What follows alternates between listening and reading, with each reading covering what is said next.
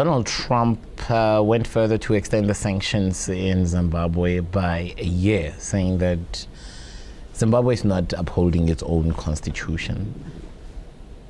In your view, have sanctions worked at all in Zimbabwe?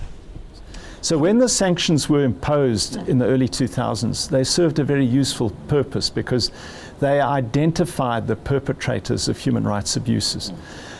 However, they've long since got way beyond their sell-by date. You know, as far back as September 2010, I was on BBC Hard Talk program, and I spoke against sanctions. And my view then, and they're the same view, I express the same view now, that they are beyond their sell-by date.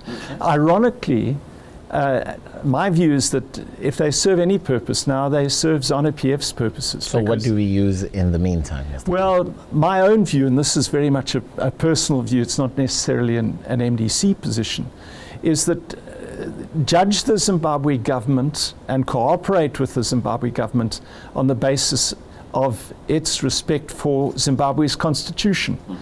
If the Zimbabwe government demonstrates that it's complying with the constitution, then I believe that that should be rewarded, and there should be a developing assistance relationship between Western countries, for example, and ZANU-PF. However, if they systematically breach the constitution, as they are doing at present, then I think the international community has no option but to give them the cold shoulder. That doesn't mean you freeze their assets or you ban them from traveling.